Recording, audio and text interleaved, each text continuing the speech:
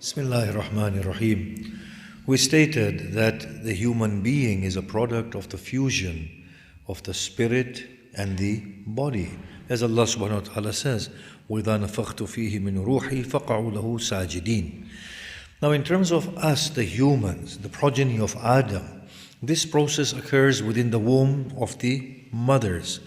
At the age of 4 months, an angel, according to a report, blows the spirit within the growing fetus. And at that stage, the human being becomes a complete human being.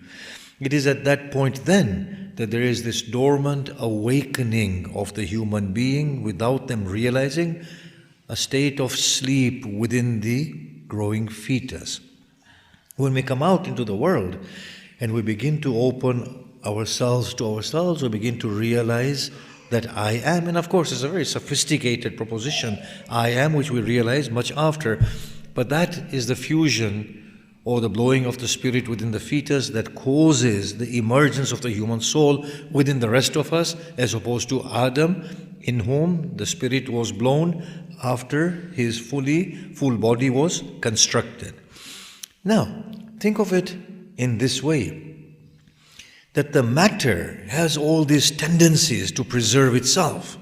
Within the animal kingdom, they have to have anger within them in order to defend themselves.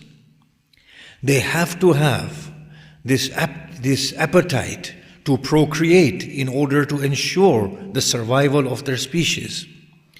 They have to have the want to eat in order to live the life that they're going to live. So these are all natural facets there within the human being. And the human soul is so naive. It's so naive. We see the child growing. The child has not acquired the sophistication of what the child is. The very first thing the child is faced with are these natural inclinations. The inclination of eating to survive. As they become adolescent, they have these hormones in their bodies that require them to procreate. They have this anger to ward off danger from them. These are all natural workings of the human body in terms of it being an animal. For it needs all of these things to survive. It's hardwired within the child. Now, if we look at the cardinal vices or the sins as enumerated within Christianity, we will see, I will come to the main one afterwards, which is pride. Put pride aside. Yes? We're coming to it in a little while. But they are what? Gluttony, overconsumption, lust, overindulgence within sort of sexual activities, rage and anger. These three, if you look at them, they are directly related to our human animal constitution. We can't do anything about it. When do they become a problem? That is what we want to discuss in a little while. Apart from that, let's analyze others as well as we go into it. Pride, greed, envy, and sloth. Let's analyze these. If you look at the human soul is also being inclined towards the spirit. We said there is this struggle within the human soul. Should it be inclined towards the spirit that calls it towards godliness and the intellect and the gems of the intellect that the intellect has, full completion? Or should it be inclined towards matter and the properties of matter, which are these? Which are procreation, defense of the self, assurance of life. When the soul turns towards God, it sees God in the most perfect state. Allah subhanahu wa ta'ala takes pride in His own existence. Al-Kibriya ridai, as the hadith says, pride is my cloak, my garment. It is haram on other than me. The thing is that it suits and befits Allah subhanahu wa ta'ala. Pride befits Allah because Allah subhanahu wa ta'ala has no comparison. Laysa kamithlihi shay. There is no comparison with God. He is perfect in His own state. He is the most splendid, the most beautiful. And hence it is right for Him to take pride because Allah cannot grow any further. But in less than Allah, pride becomes problematic because it yields a state of stagnation. Allah subhanahu wa ta'ala does not need to grow. I need to grow. But if pride is taken on, I will become pleased with the way I am. I don't need anything else. And then that results in utmost stagnation and wasting of a great opportunity of life. So pride also is something that is inbuilt within us when we observe Allah subhanahu wa ta'ala, I am. But pride within us has an ugly face. Pride in God has a beautiful aspect. But pride in less than God is ugly. How? Only the being that is most complete can take pride in himself. So that pride is befitting. A being less than complete, if it takes pride in itself, it stops growing. And that's why the opposite of pride is humility. And as I said, we're going to come back to this in a little while. So that is a misplaced understanding of the soul. And it places it into its own self that I am indeed complete, and vanity results. And if it goes off guard and if it's not checked, it results in arrogance, in defiance, in I am better than you. And we are coming to it. Greed. It's a notion of deficiency. And of course, we are deficient. But it is our understanding that is at fault here as to how to analyze greed. And envy. I am lacking that somebody else has. So if we look at these cardinal vices, we can see that they are all very, very natural. There is nothing wrong with them in and of themselves. To want to procreate is good. We are hardwired. To want to defend is good. We are supposed to defend ourselves. And rage or anger is supposed to have that positive sort of aspect. To eat and to survive is again a necessity of life. To understand that God is utmost complete is good. Pride, in that sense. To see that we are deficient is again nothing wrong with it. To see that others have something that I am lacking is a natural understanding of the self. How have they become problematic? All the 7 vices, if we look at them, they are all very much within the framework of being human. The fusion of spirit with matter that causes this beautiful awakening of I am is a perfectly fine state. And all of these vices, when analyzed existentially, are perfectly fine and normal. Where do they become a problem? Where is the sin? Where is the transgression? Where is the damnation? Where is the condemnation? Now Allah subhanahu wa ta'ala states, وَنَفْسٍ وَمَا سَوَّاهَا فَأَلْهَمَهَا فُجُورَهَا وَتَقْوَاهَا. The soul and the one who has balanced it and inspired it with its good and its evil. Look at what he says after that. قَدْ أَفْلَحَ مَنْ زَكَّاهَا وَقَدْ خَابَ مَنْ دَسَّاهَا. Successful is the one who purifies it. At loss is the one who tarnishes it. Think about this statement. Purifies it from what? If we did not have anything tarnishing it, there would be no notion of purifying it. So to understand that the state of being tarnished is actually the potential for growth. Can you see that? The removal of fear leads to courageousness. The removal of greed results in charity. The removal of pride results in humility. We will see that these things that we call the cardinal sins are in fact the means for the opposite, for the soul to become godly. The one who purifies it from what? From the way the soul has inclined naturally. The soul has naturally inclined towards the animal self that needs to protect itself. What goes wrong is when the imagination kicks in. It's amazing the way we are. It's quite amazing. I gave this example previously. An animal feels hungry, it'll hunt. It'll eat. Its belly is full, it will not think about food. Isn't that so? I went to South Africa. The lions were fed. Obviously, being a Maulana, I wanted a photo shot. So I went and stroked this great lion. They said, see, this guy is a saint. Lions don't do anything. Little do they know that that lion could not be bothered. I mean, apart from the fact that Maulana is not a good meal in any case. Salawat. Move towards the middle, please, so you can see the Maulana properly. The lions know their meals well. That lion, once it's satiated, will not hunt again. A lion confronted with an enemy will show aggression. Once the enemy and the threat is gone, there will be no more aggression in the animal. The animal, once there is a hormonal imbalance within their system, will think of copulation and copulating and mating. Once the hormonal balance is addressed, they will not think of it anymore. Why is it then that the human eats and then eats more and then eats more and then gathers and hoards more?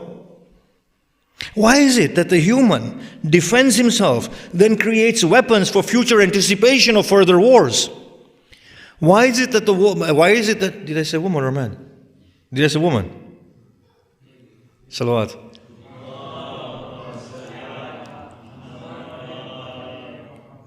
Why is it that a man, what was he supposed to do now?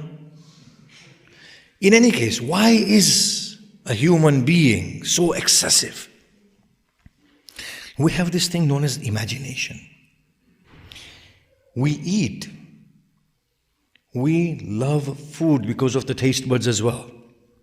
Then we imagine creating more tastier foods. Then we imagine that tomorrow I'll become hungry again. And then the day after, and then the day after, and then the day after. And therefore we want to amass and hoard. Being hungry and eating is a natural inclination which is hardwired within us to ensure our survival. When imagination comes into it, it goes haywire, out of control. Defending, we are hardwired to defend ourselves. To be angry is good for the sake of defense and to bring about justice. But he confronted me today. Not only will I finish him right now in a moment of rage, but then there are complexities in the mind. Let me just tarnish him, finish him off, kill him off, and in the future no other nation can transgress against me. Let me create bombs and preemptive strikes. It is the imagination that leads us to misinterpret what is going on very naturally within us. The things that we consider as vice at the outset are not vice at all. They become vice only when the imagination kicks in and we lose control over them. Now, what is evil in itself? We will always say evil is the absence of good. But we also find that evil is something within its own self. It's that attitude. It's that attitude of not wanting good. You see, it's not only me wanting to eat and hoard. It will be me wanting to eat and hoard at the expense of depriving others. That then results in lack of care. That then is an expression of evil. Why? Because the intellect desires us to grow and become godlike. So existentially, the evil traits are deprivation of growth. And our privations, not only are there privations, lack of, but there is an active state of regression. And that is what we call evil. So an angry person who can actually kill and not rectify themselves because their imagination works on them. But I will say even that is not the real sin. Even that is not the real evil. We need to work into this. Real evil is something very different and beyond it all. And we want to get there slowly today. So now we have seen that all the 7 vices that we count within the Christian enumeration, why do we call them cardinal vice? Because they're not reducible. If it's cardinal, it means it cannot be reduced. Yes? Let's look at them again and their opposites. So when we said pride, I'm going to talk about it more thoroughly. Pride, humility.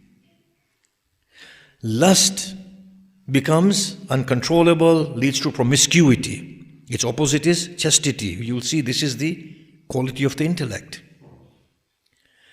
Gluttony, when there's excessive consumption, as opposed to that is temperance, to restrain, to balance, to be moderate. Then we have anger. Its opposite is patience. We have sloth, laziness and indifference. Its opposite is diligence. Then we have envy and we have greed. Greed's opposite is charity, and envy's opposite is to become pleased for the other. These 7 are problems within themselves, but they are a result of something that needs to be understood. The time they become evil is only when there is an attitude of justifying them. And that is known as pride, the mother of all evils. And the way to rectify them is humility, which is the mother of all good. Why is this?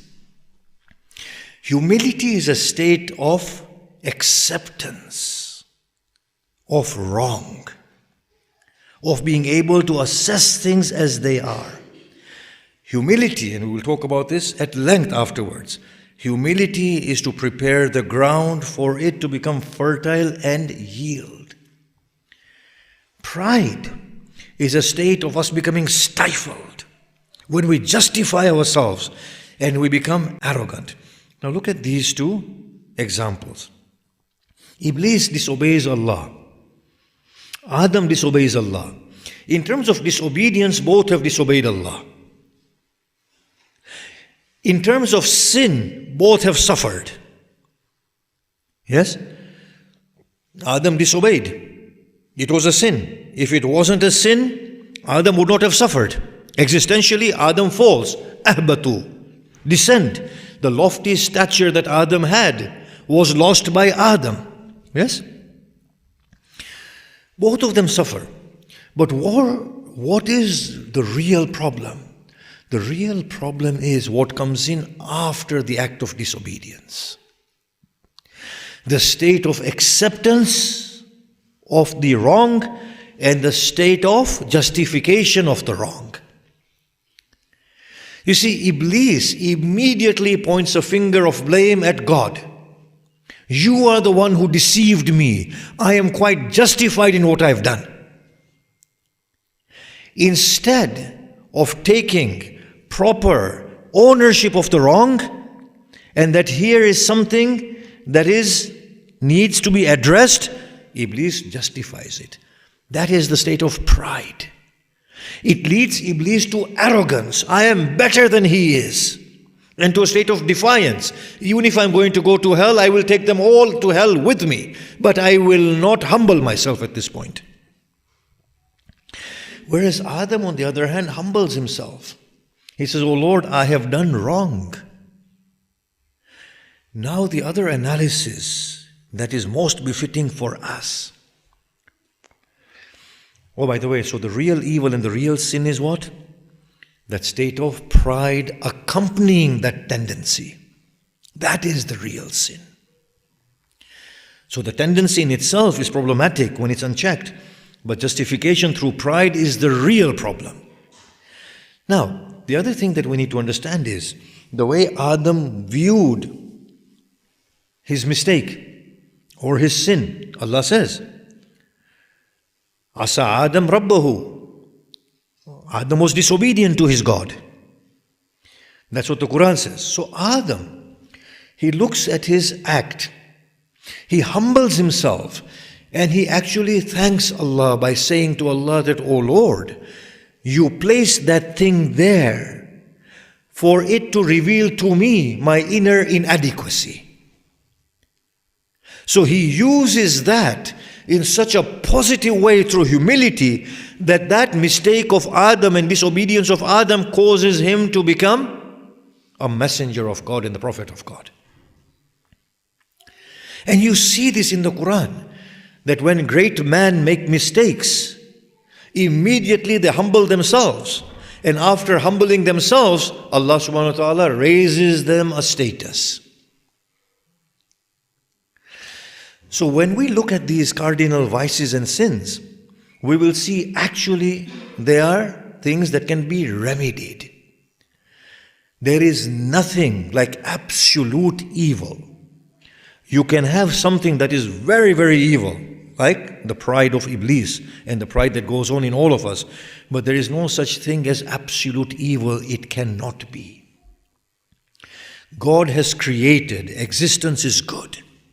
Existence wants to flow and wants to grow. It always wants goodness. Inevitably, people who burn in hell exit hell and come towards the folds of paradise.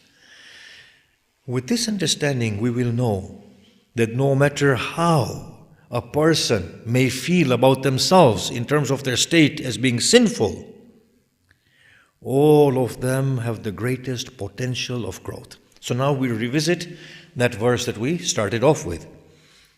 قَدْ أَفْلَحَ مَنْ زَكَّاهَا. Allah subhanahu wa ta'ala in the Quran places the human soul as the point of salvation and damnation. There is no damnation beyond the damnation of the soul. There is no salvation beyond the salvation of the soul. We've stated this on many occasions, that if you want to understand this accurately, you can see that in a student. The salvation of the student is not in receiving money from a good job. That is an outcome of salvation. That is the outcome of success. Success is not receiving the pay. Success is something else. Success is the ability to actualize that knowledge through which such a job is procured which pays so handsomely. So success for a student is to actualize that knowledge within the university. Failure for a student is not this, that they end up with a bad job. That is mere expression of a different type of a failure, which is the inner failure. When the student fails to actualize the knowledge that is being given to the student, and as a result ends up accumulating debts and not finding a good job, the real failure is within. Similarly, the real success and real failure is the human soul. The paradise that is received outside is a mere expression of the inner success. And the hell that is received outside is a mere expression of the inner damnation and inner failure. So Allah subhanahu wa ta'ala puts this soul as the whole point of salvation and damnation. So Allah says, he who purifies it is successful. What does that mean? What that means is that these natural tendencies that we already have, and as children we get accustomed to them, eating, drinking, anger, whatever. What Allah subhanahu wa ta'ala is saying is that when the imagination overpowers the soul and makes that eating, drinking, anger an end in itself, it is here that the human being is supposed to awaken and through humility rid itself of this uncontrolled state. And the more it is able to control itself of its tendencies, the more refined the soul becomes in the opposite direction.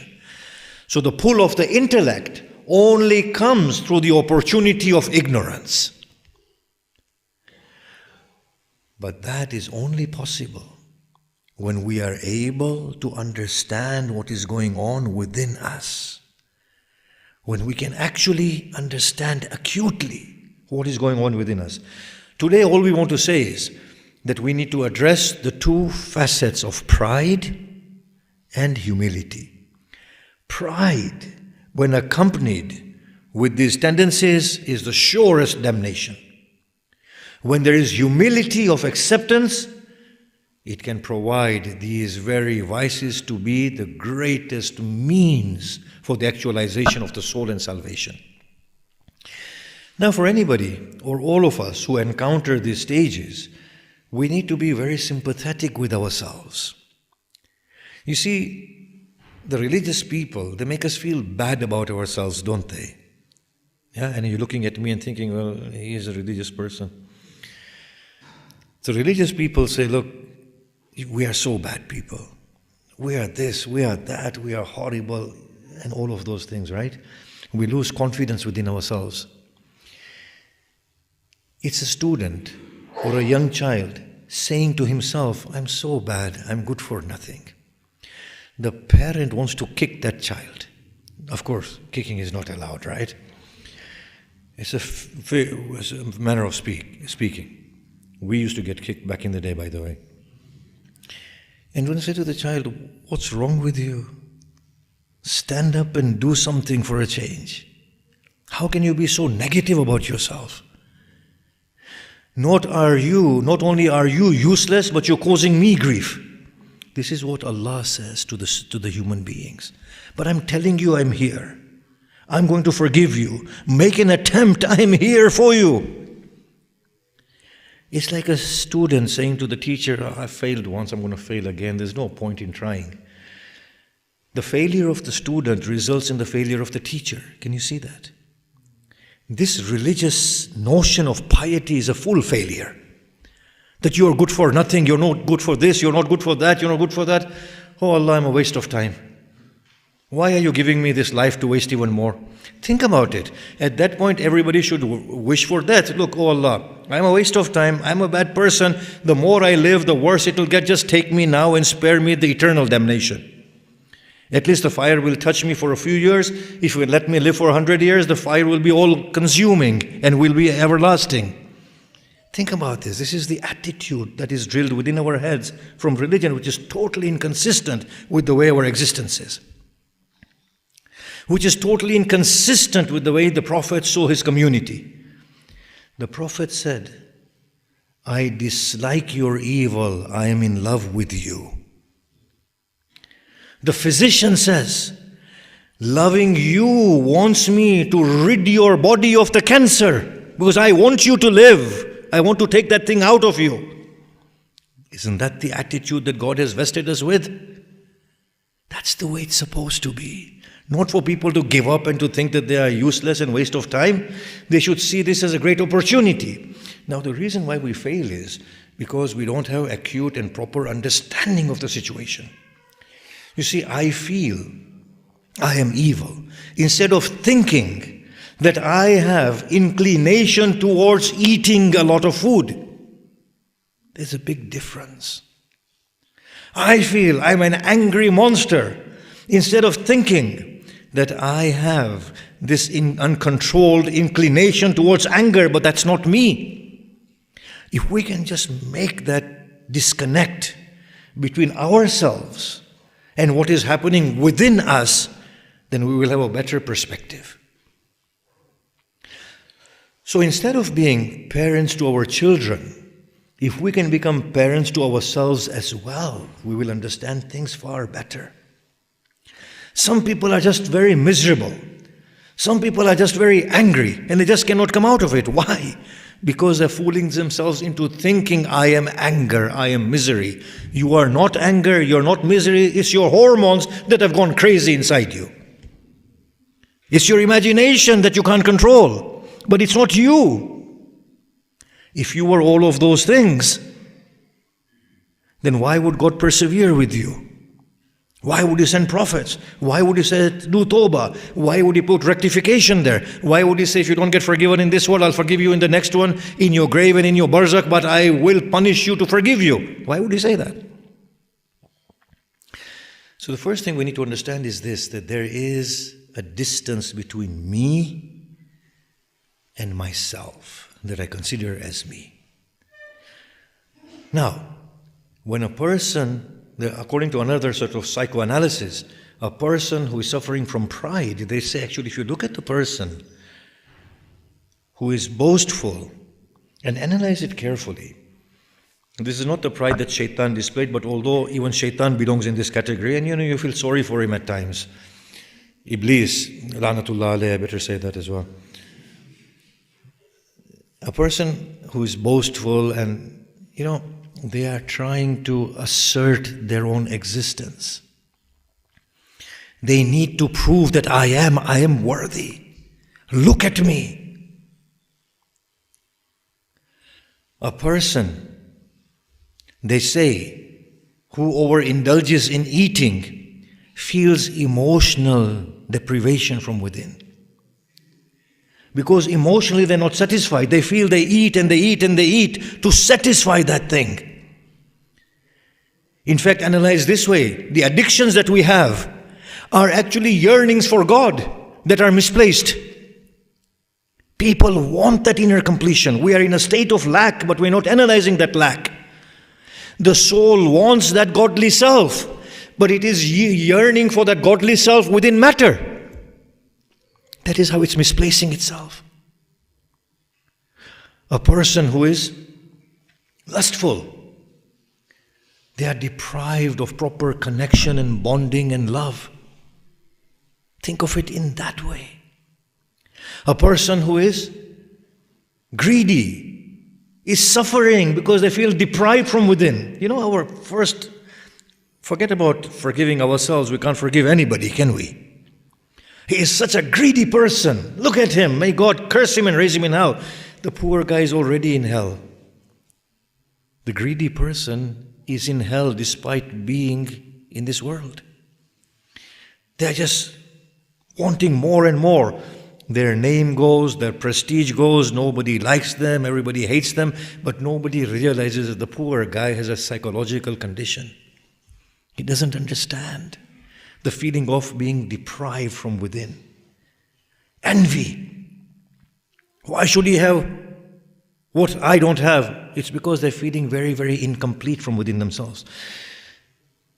If it is analyzed accurately, the very thing that we say are the attributes of the demon are actually means towards reaching Gabriel and beyond, if we can analyze them properly.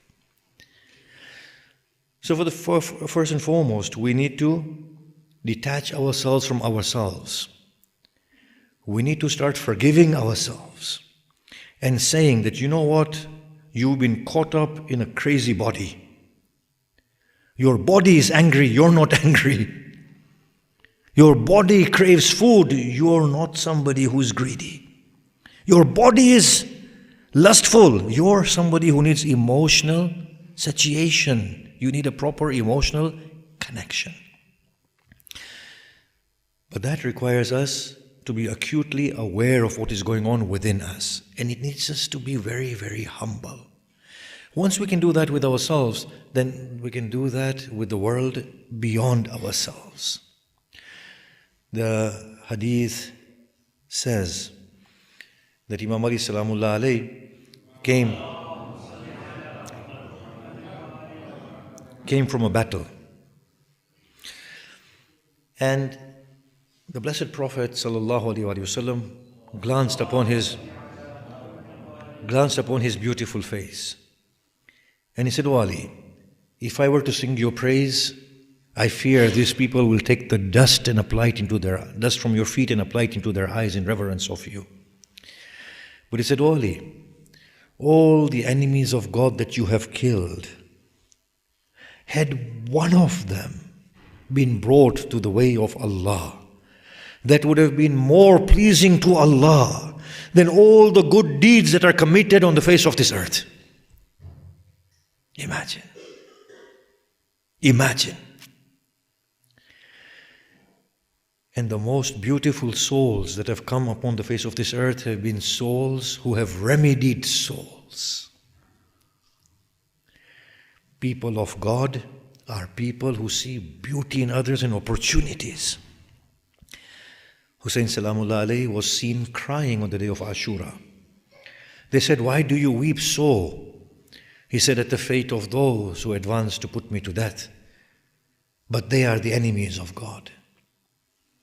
But they will incur damnation due to killing me. And my heart is saddened that because of me they will go to hell." Imagine the soul of Hussein. The killer of Hamza comes to the Prophet at the conquest of Makkah. "Do you have forgiveness in your heart for me?" He said, "Indeed." He said, "Just don't come in front of me because it reminds me of my uncle Hamza." These people are a different breed of people altogether. But first, we need to understand that we are not ugly monsters. We are fine human beings, caught up in bodies that have monstrous hormones and chemical exchanges inside them. And we need to regulate them and grow through them. Become humble, and we will inshallah talk about it much more in the couple of days that are to come. But I finish here with that beautiful dua of Mawla Ali, in which he says, O Allah, this pride is sufficient for me, that you are my God. I take utmost pride in that. And this glory is sufficient for me, that I be your servant. To then gesture that I am always growing towards you. And the only reason these people grew so much was because unashamedly they went in front of Allah and they admitted their sins. They said, Oh Allah, I am sinful, but I have no one but you. This acknowledgement, this humility is inevitably what causes this beautiful growth from within our souls. Look at the evolution of Zainab Salamullah Leha on the plains of Karbala. She is unable to entertain the thought that her Hussein can be taken away.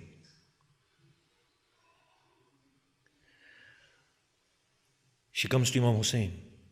She says, Oh Hussein, they arrive in their thousands. Can you not call upon anyone, O Hussein? But in this wilderness, O Zainab, who may I call upon? Call upon Habib, your childhood friend, and the clan of Bani Asad. Let them come and help you. I will say, O Zainab, your brother shall not be saved. It is the night of Ashura. Imam Hussein sees a dream, awakens with the words of istirja, inna lillahi wa inna ilayhi raji'un. What did you see, O my brother?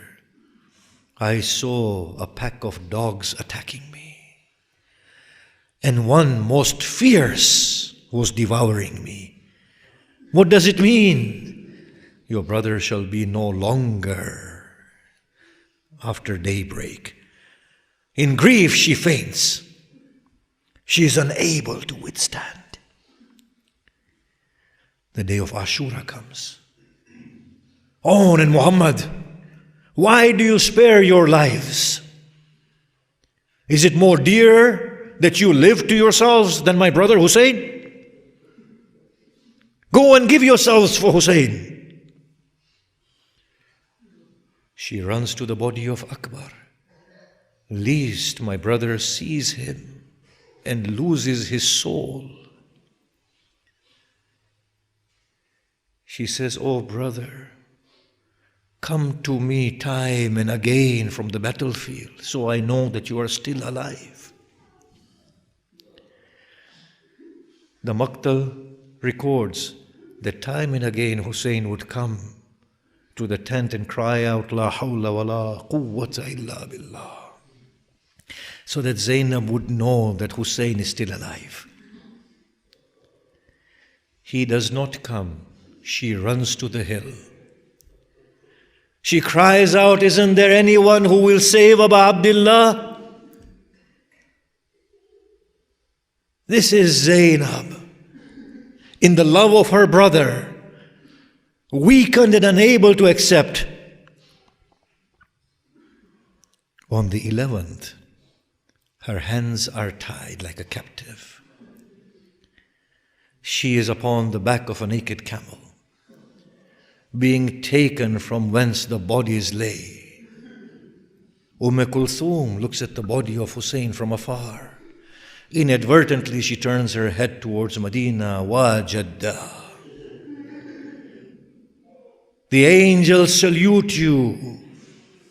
Is this not your grandson, O Muhammad? Is this the one who rode? Is this not the one who rode upon your shoulders? Is he not the one you adorned with your endless kisses, O grandfather?